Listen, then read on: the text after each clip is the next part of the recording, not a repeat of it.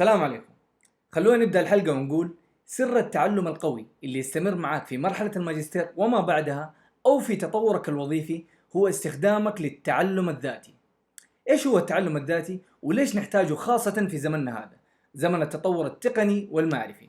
وإيش هي الخطوات الأربعة اللي لو استخدمناها راح ننجح في التعلم الذاتي؟ هذه حلقتنا لليوم، خلونا نبدأ.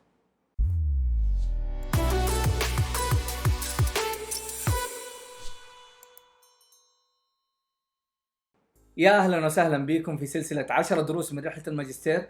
معاكم أخوكم بدر نهاري. لما نفتكر كيف كان التعليم أيام المدرسة وبعض الأحيان في أيام البكالوريوس نلاقي أنه كان تعليم مباشر، بحيث أنه المعلم هو اللي يقود العملية التعليمية بمنهج محدد، وغالبا الطالب يكون مطلوب منه أنه يحقق درجة مناسبة في الاختبار.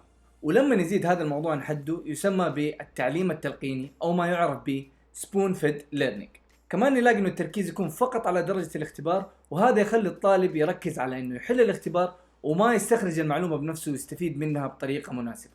هذا الكلام غير موجود في مرحلة الماجستير. نوعية الدراسة وجودة المادة التعليمية تكون أكثر تعقيدا، وطرق التواصل والتقييم للطالب أيضا تكون مختلفة. أنت كطالب راح تكون محور العملية التعليمية بمجهودك واللي تقدمه طول الفترة الدراسية.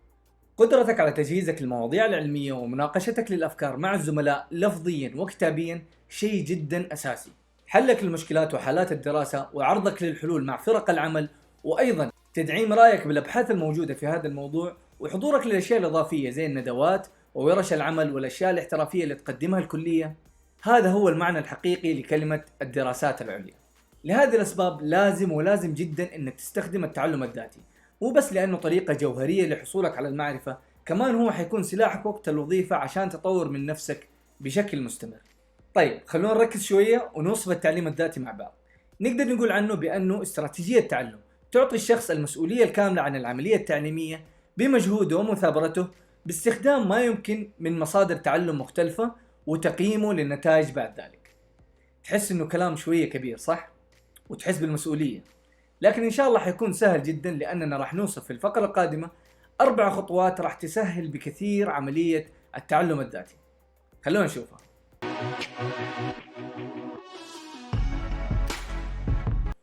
ممكن البعض يتعود أن يستخدم التعليم الذاتي بشكل لا إرادي وبدون طرق ممنهجة، لكن عشان تضمن نجاحك في هذا الموضوع في 4 طرق تقدر تستخدمها.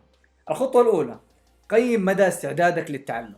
شوف هل أنت منظم وقتك وتقدر تبذل مجهود في المادة، وهل تقدر توصل لمصادر المعلومات بنفسك، وأيضا إمكانية أنك تناقش الأفكار مع الزملاء والدكتور وتراجعه في نفس الوقت.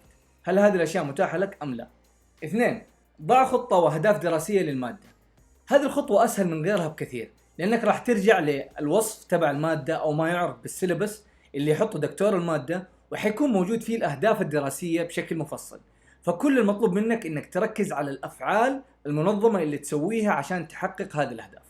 3، تفاعل مع العملية التعليمية، بمعنى إنك تشارك نتائج اطلاعك لمصادر المعلومات المختلفة وقت المحاضرة أو بطرق التواصل المختلفة. شارك زملائك هذه الأفكار، ناقشهم وأنقد أفكارهم، وخلي عندك روح إيجابية وخليك دائما جاهز. ترى اللي معك دوافير، حيكون في تنافسية إيجابية جدا. ولا تنسى اللي تكلمنا عليه في الحلقة الأولى، موضوع الثقة بالنفس حيفيدك جدا خلال هذه المرحلة اللي هي مرحلة التفاعل. والتواصل الفعال أيضا شيء جدا مهم، ممكن نتكلم عنه في حلقة ثانية. الخطوة الرابعة، قيم نتائج تعلمك. راجع نفسك وتطورك خلال المادة. هل حققت الأهداف التعليمية اللي حطيتها لنفسك؟ مهم في هذه المرحلة يكون تقييمك على فترات مختلفة، يعني مثلا بعد كل أسبوعين تقيم نفسك وتشوف هل أنت ماشي في المسار الصحيح أو لا. ضروري تشوف إيش حققت وإيش هي الصعوبات اللي واجهتك عشان لو في تغيير ممكن تسويه. أيضا من طرق التقييم إنك تشوف مدى قدرتك على شرح المنهج، وهل ممكن تستخدم هذه المعلومات في حياتك المهنية ولا لا. هذه هي الخطوات ال4 اللي ممكن تساعدك في استخدام التعلم الذاتي. بالمناسبة التعلم الذاتي مرتبط ارتباط شديد بالتكنولوجيا. في دراسة سوتها مجلة علمية اسمها The Journal for Leadership and Instruction في عام 2015. جابوا مجموعة من الطلاب في نيويورك وقاموا بدراستهم ودراسة مدى استخدامهم للتكنولوجيا في التعلم الذاتي. في عام 2005 لقوا أنه نسبة 53% فقط استخدموا التكنولوجيا لمساعدتهم في التعليم الذاتي.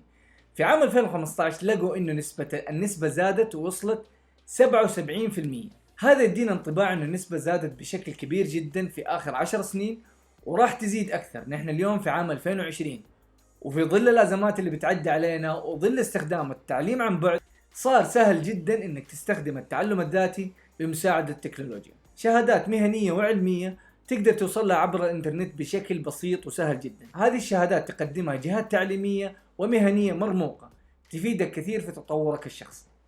لا تتوقع انك تكون ممتاز بنسبة 100% في التعليم الذاتي، ولا الجامعة متوقع منك هذا الشيء، بس المطلوب منك انك تثبت لنفسك وتثبت للآخرين انك قاعد تبذل مجهود وتقدر تعتمد على نفسك في استخراج المعلومة. هذا هو أهم شيء. حاجة ثانية مهمة، إنك بعد فترة من استخدامك للتعلم الذاتي حتلاقيه صار جزء من شخصيتك في كل تعاملاتك اليومية والمهنية. حتلاقي إنه أي معلومة تبغاها راح تبحث عنها بشكل موسع ودقيق، حيصير عندك lifelong learning process بحيث إنها تستمر معك طول حياتك وتساعدك في أي صعوبات تواجهها في حياتك مستقبلا.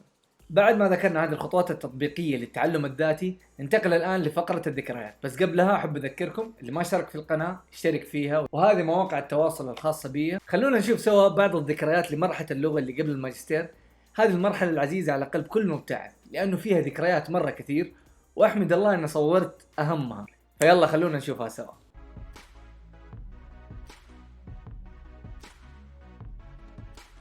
جمال فترة اللغة يكون بالتجارب والأنشطة الاجتماعية اللي تقضيها مع أبناء بلدك المغتربين أو مع الطلاب الانترناشونال اللي تقابلهم، وهذا الشيء اللي صار معايا. فعاليات كثير مع طلاب المعهد اللي من دول مختلفة، وأيضا مع الشباب السعوديين الموجودين معانا. خلونا نشوف اثنين من أهم الفعاليات.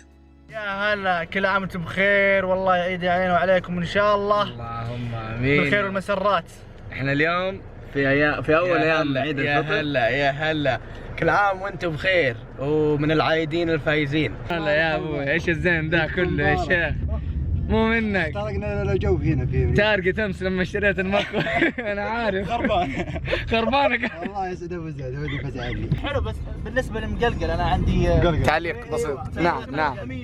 نسميه حنا عندنا في نجد حميس. حميس. لأنه كذا لا ما يدخل، يتحمس. صحيح. واصلة. هنا الآن هذه الطاولة حق التجهيز، إن شاء الله بإذن الله كلها شوية ويبدأ الطبخ. هذه الفعالية وفعاليات كثيرة استمتعنا بيها مع الشباب السعوديين المتميزين اللي قابلناهم في البيت. شكرا للأيام اللي جمعتنا بيهم. طبعا احنا في بارك اسمه غازور بارك، والوضع مرة زحمة. شوفت عين بشر لليل. 4 من جولاي هو يوم استقلال أمريكا. احنا جينا هذا البارك، قعدنا فيه 6 ساعات ننتظر الألعاب النارية الخاصة بهذا الاحتفال. حبايبنا احنا قربنا من الغروب. مستر أرسن فينجر and مستر مورينيو. Yeah, awesome. Please, you told them. Yeah. Do you think? Tonight, along the beautiful shores of Lake Union, we celebrate our nation's independence.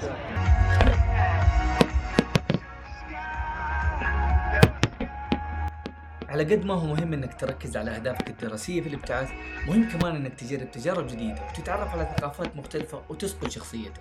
بكذا انت تكون وازنت الموازنة الصحيحة في الابتعاث. وبالتوفيق دائما.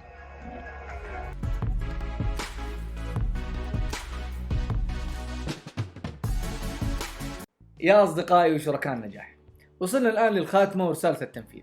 بعد ما ذكرنا كل هذه المعلومات عن التعلم الذاتي وإيش هي الخطوات اللي ممكن نستخدمها عشان نطبقه، رسالة التنفيذ لهذه الحلقة حتكون تفاعلية.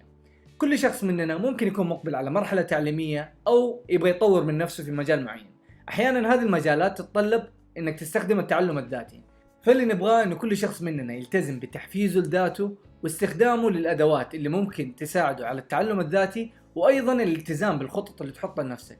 يا ريت كمان تشاركوني بتعليقاتكم إيش هي الأشياء اللي مقبلين عليها وتتطلب تعليم ذاتي وكيف تحفزوا نفسكم فيها. كان هذا الدرس الثاني من دروس رحلة الماجستير. إن شاء الله تكون الحلقة ناسبتكم والديكور الجديد وتصميم الحلقة. وإذا ما شفتوا الحلقات السابقة تفضلوا شوفوها، وما ننحرم من تواصلكم ودعمكم. هذه مواقع التواصل الاجتماعي.